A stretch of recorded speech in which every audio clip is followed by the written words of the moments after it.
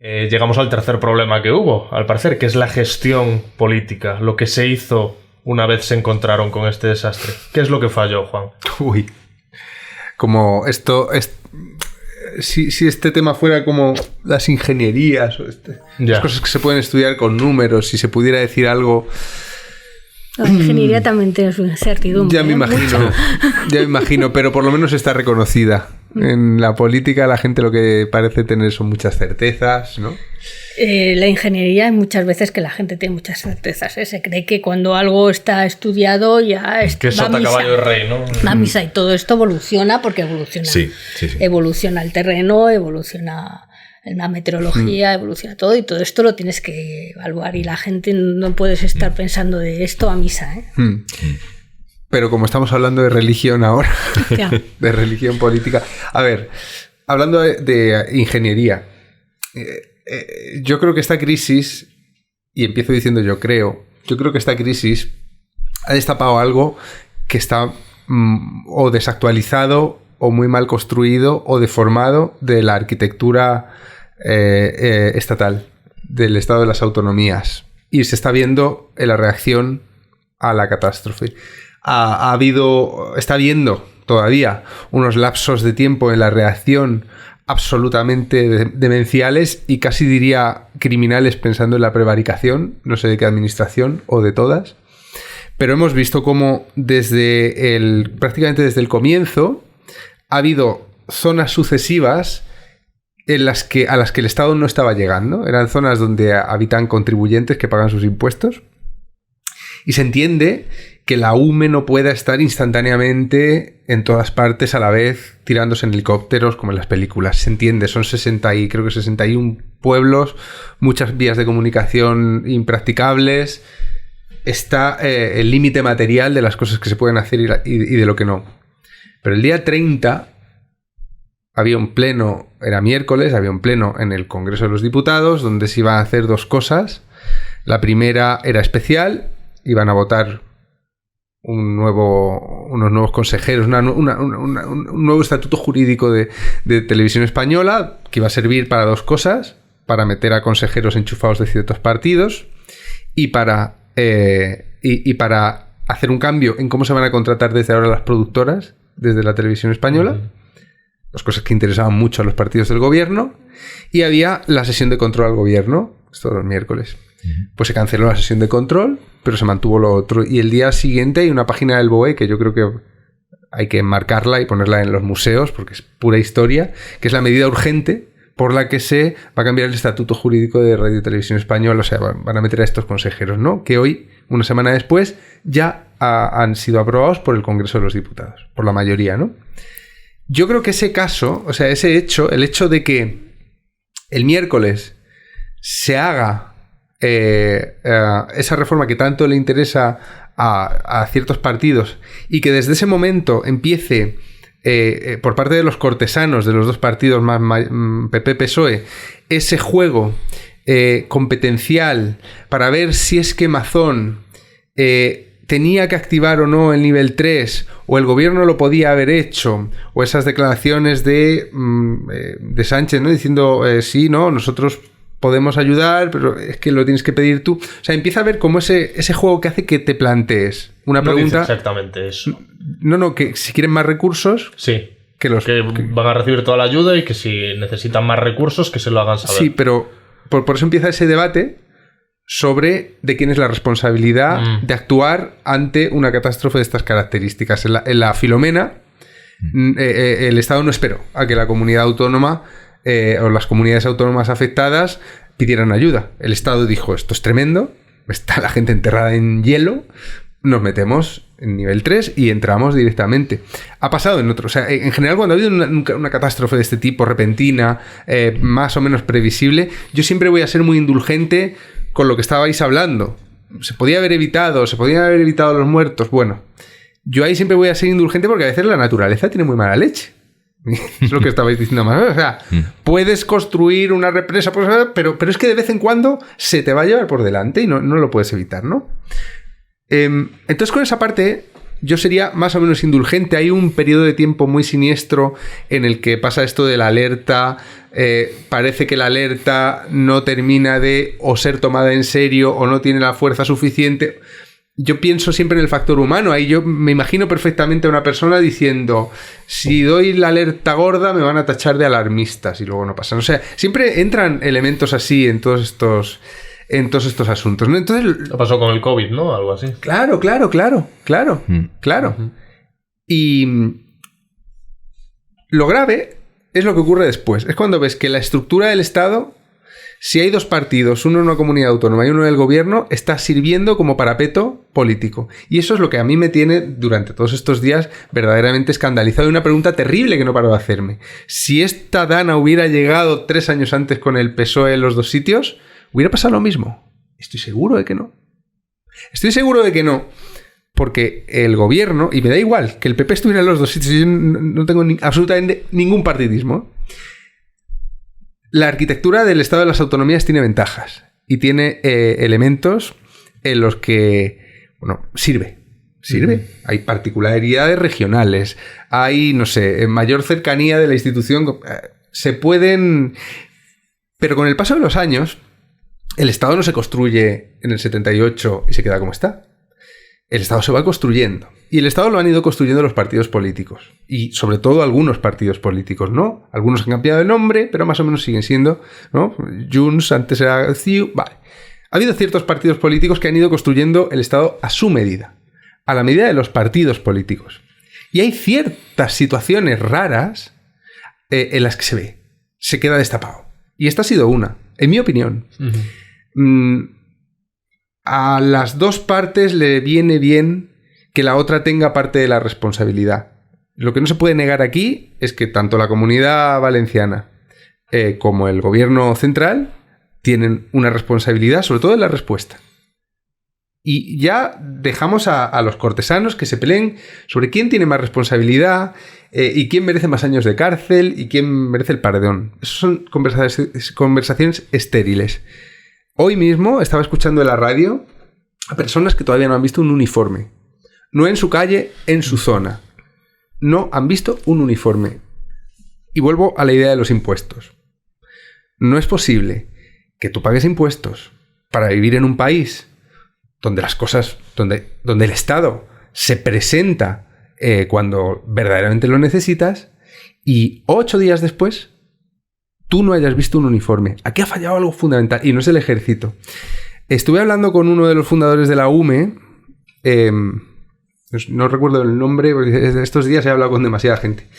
Estuve hablando con uno de los fundadores de la UME. Es un teniente coronel que ya está retirado y que puede hablar. Y que dice las cosas y te dice, por ejemplo, sobre Lorca, te dice hoy las cosas que entonces, cuando le preguntaba a un periodista, no podía decir. Y la diferencia es abismal. Y lo que no podía decir en lo de Lorca y lo que sí puede decir ahora es lo mismo. Hay muchos más medios, mucha más capacidad de respuesta de las Fuerzas Armadas, tanto la UME como el Ejército en general, para que y hay suficiente capilarización de los cuarteles, de las instalaciones militares, donde hay gente, donde hay máquinas, donde hay camiones, etcétera, donde hay combustible guardado. Hay suficiente de todo esto como para que en una situación como esta, en 24 horas haya gente sobre el terreno prácticamente en todas partes y en 48 horas se haya hecho un centro de emergencia y en 3 días a lo sumo, digamos, haya ya un cierto funcionamiento de un cierto camino previsto con planes, con protocolos de cómo se puede solucionar. Si el ejército puede hacerlo, ¿por qué no se ha hecho? Por los políticos. Y claro, la sensación de... Ahora, me hace mucha gracia escuchar a cortesanos en los medios de comunicación, es decir, a gente puesta por partidos políticos. Tú ya sabes que yo trabajo en varios programas y estoy cansado de callarme, que cuando tú ves una tertulia muchas veces hay gente que ha puesto los partidos políticos. Dices, joder, pues son todas iguales. Claro, porque es que los han puesto los partidos políticos. Y estos días estoy viendo a muchos de estos cortesanos mediáticos que están haciendo una especie de llanto, lloro ante eso que dicen los voluntarios, que es que el pueblo salva al pueblo, que es una idea monstruosa. Es una idea monstruosa porque el pueblo a veces salva al pueblo. Los voluntarios lo están haciendo muy bien. Pero el pueblo también es el que hace los linchamientos, la que cuelga, no sé, que creen las brujas y se pone a quemar. O sea, el pueblo en sí es una cosa que poco de fiar, ¿no? Yeah. Poco de fiar. Necesita ser dirigido el pueblo, en general, aunque sea por la gente que vota el pueblo. Pero la gente en general no es un... Pero veo a cortesanos que están alertándonos del riesgo de la antipolítica. Porque es el discurso antipolítico de los populistas, ¿no? Hoy que grabamos esto, Trump ha ganado las elecciones. Bueno, pues es el discurso antipolítico, no podemos consentir que ese discurso vaya capilarizándose y empapando a la población española, ¿no? Porque es muy peligroso. Y dices, vale, ¿dónde está el discurso antipolítico en realidad? Cuando tienes a dos administraciones institucionales que están con un eco, además, en la corte mediática, al juego de es que esta no es mi competencia. O sea, ¿dónde está la antipolítica? En la reacción desesperada de la gente que ve que el Estado no llega donde se supone que estaba. ¿O está realmente en los propios políticos que están haciendo politiquería? Y les da igual esta desgracia que el COVID. A mí me pregunto, ¿cuántos aldamas hay ya contando billetes? Porque en el COVID, ¿cuánto tardaron en...? Yo todavía no sabía lo que era una mascarilla FP3 y ya había gente haciendo dinero con las mascarillas. Y haciéndolo con las administraciones públicas. Y de esto hemos sabido el caso Coldo, el caso Aldama, hemos sabido una parte, lo de el novio de Ayuso, o sea, perdón, hemos sabido algunas cosas. ¿Cuántas más habrá? ¿Cuántos ayuntamientos hay en España? ¿Cuántas? Pues ahora estoy convencido de que dentro de 4 años o 3 años la Guardia Civil va a hacer un operativo que se llame Operación Riada, por la que va a salir otro Aldama que estuvo hablando con no sé qué ministro o con no sé quién y que ya al día de hoy está utilizando su influencia política para sacar dinero en la reconstrucción. ¿Qué va a hacer falta? ¿Hormigón? Yo conozco un tío que te lo vende por este precio. Es que está pasando ya, mientras grabamos. Y eso es Claro, por eso digo que está fallando la arquitectura. Y el problema para mí son los partidos políticos. No es ni siquiera el Estado como está hecho. El Estado como está hecho podría funcionar mejor. Pero parasitado por esas organizaciones que son al final agencias de colocación, que están muy interesadas en que haya muchas duplicidades y muchas administraciones y muchos niveles de responsabilidad para ir colocando al máximo de gente posible, pues que esto nos aboca a una situación de esas de fallo del sistema, de sensación de abandono, de sensación de desamparo, que en la crisis de 2008 llevaron a... O sea, ¿os acordáis cuando odiaban a los tecnócratas? Los malos eran los tecnócratas, los hombres de negro que venían, los técnicos de Bruselas, ¿no? Que venían en realidad a encauzar una economía que estaba destruida, patas arriba, ¿no? O sea, dolió, pero a la larga es que lo que habíamos hecho en España... Pues ahora, ese discurso no está yendo tanto a por los técnicos, sino hacia los políticos. En la pandemia todavía fue a por los técnicos. O sea, la gente enseguida le coge la tirria al técnico, ¿no? En la pandemia, ¿os acordáis? El discurso negacionista, antivacunas, era contra los técnicos. Llegó después el discurso, o sea, el sentimiento contra las instituciones. Y una vez que nos desconfinaron, oye, lo que nos apetecía era la juerga, pero todo estaba haciendo mella. Después de esta... Yo estoy viendo una reacción. O sea, yo nunca me hubiera podido imaginar que la gente realmente iba a ir a linchar al rey, a Sánchez y a Amazon. No. Pues había mucha gente que incluso en Twitter leías gente que estaba allí y decía, espero que no se les ocurra venir porque van a salir linchados. Ya, pero te imaginas que les griten, que les... Yo creo que a Sánchez si no lo sacan lo matan, ¿eh? Al rey no, pero a Sánchez yo creo que lo matan. Yo ese nivel al rey, o sea, el tiro para adelante, pero el temor estaba ahí. Quiero decir, yo en el momento en el que veo las imágenes no noto la diferencia. Yo creo que están tan enfurecidos, comprensiblemente enfurecidos, que les da igual 8 que 80. Y de hecho luego hay otras imágenes en las que se acercan unos cuantos a los reyes y les dicen, no es con vosotros. Claro. La gente al final sabe quién tiene más responsabilidad. La gente lo de quién tiene más competencias, digamos que lo huele, ¿no? Y Mazón seguía allí, porque Mazón luego se comentó como que también había escapado, pero estaba con él. Se escondió detrás del rey para protegerse, como es tan bajito. No, pero lo que se percibe también va por fuera de lo que pasa en la calle. En Valencia es absolutamente normal que la gente esté muy furiosa porque es que están abandonados. Es que lo dicen. Yo estoy estos días yendo a la tele, a la radio, y no paran de entrevistar en programas a los que voy a gente que está allí pues, quitando barro. Joder, si se han podido organizar así los jóvenes, la generación de cristal que decíamos, ¿no? De pronto están haciendo la mili allí, o sea... Pero hasta eso está politizado, la gente que está allí trabajando. Es que estos que están aquí de voluntarios son de tal partido, son del otro. Son nazis.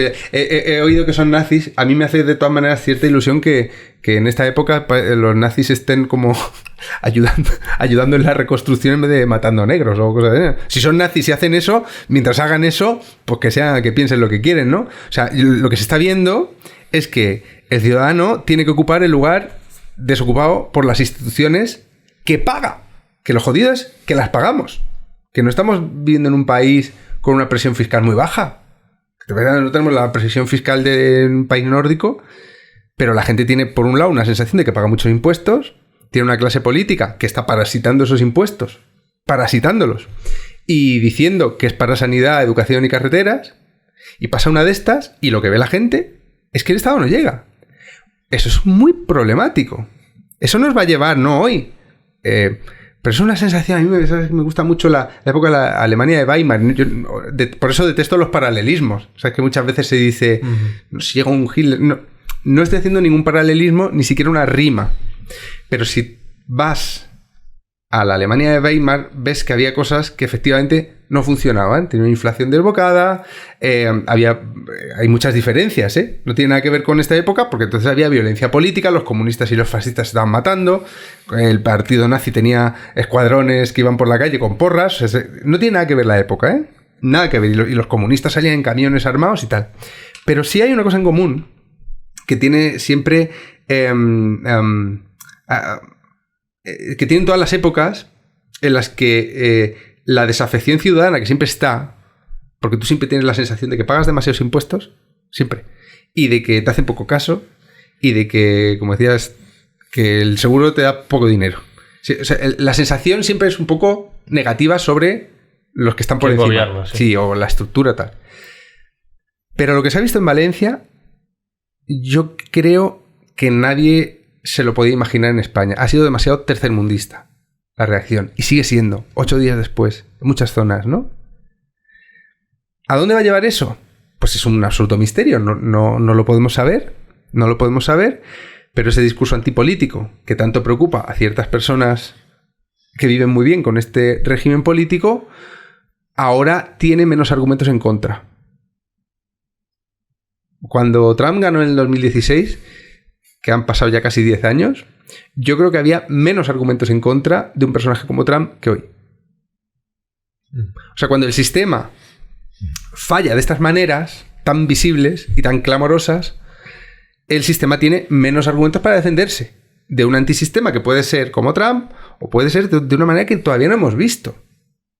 Yo la sensación que tengo es que en otro escenario diferente al actual, lo que estás contando con mucho detalle, esto de la polarización y todo eso, una catástrofe de esta dimensión, lamentablemente con tantas víctimas, sí que supondría quizá un antes y un después a la hora de cambiar cosas. Y ¿Para bien o para mal? Se supone que para bien. Se supone. Pero yo ahora eso no lo veo. Es decir, yo no tengo claro que con todo lo tremendo que ha sido esto, por todo esto que estás relatando, aprendamos. Y cuando se vuelva a dar una situación, quizá no de esta magnitud, pero una situación bastante fuerte relacionada pues con algo, un episodio meteorológico y luego a lo mejor una inundación, ¿realmente hemos salido fortalecidos de esto? Porque claro, si fallan las cosas como estás comentando, no hay una capacidad de intentar mejorar cosas que se supone que han fallado y probablemente en cadena, ¿no? Y a mí esto me preocupa. Y un problema de liderazgo también. O sea, si tú... Mira, creo que la pandemia, pese a que fue un exceso, porque mis padres vivían en Bruselas y cuando yo les contaba lo de los confinamientos alucinaban. Porque mi padre salía a correr todos los días, no pasaba... O sea, allí de hecho, allí te decían, sal a hacer deporte, toma el aire, ¿no? Que te decían que no te aglomerases.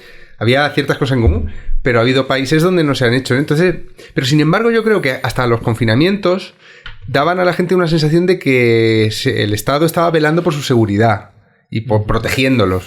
Y luego, pues que sí, que había gente muy enfadada. Tomando medidas, ¿no? Tomando medidas, sí. Parecía que había alguien al timón. Parecía. Luego fuimos viendo también que nos estaban estafando en muchas cosas, el comité de sabios, que se han ido sabiendo que es vergonzoso, ¿no? Que se inventaran un comité de sabios o cosas así. Pero yo creo que durante sobre todo ese marzo, abril, la gente estaba en su casa y había una sensación de que alguien se estaba preocupando por ellos y estaba liderando de alguna manera. Y hoy no. Y es verdad que esto no ha afectado a toda la península ibérica, por fortuna, ha afectado a 61 pueblos de Valencia y de Castilla-La Mancha, pero con los medios de comunicación, yo creo que el mensaje que le ha llegado a mucha gente es: si esto mañana pasa en tu barrio, no va a venir ni una ambulancia por ti.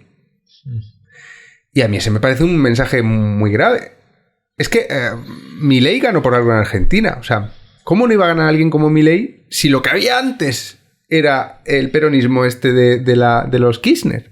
Con una inflación disparatada. O sea, solo en un país donde las instituciones son de una manera totalmente demenciada, puede aparecer un personaje tan rupturista, tan sui generis, tan disparatado, y convencer a la gente de que es mejor que lo que hay. Donde la gente está harta, ¿no? Y yo creo que en España estamos llegando a ese punto. Y lo que nos falta es una persona que no sea retrasada mental, como los que van saliendo, no sé, que no sea un albise, que no se lo creen ni en su casa, que aparezca un albise listo, con carisma, que no parezca un vendedor de rifa, que no tenga esa cosa hecha. Si aparece la persona adecuada ahora, yo creo que sí que se están dando las condiciones para que esa persona nos lleve donde esa persona quiera, con la confianza de mucha gente que va a decir, mejor esto que todos estos.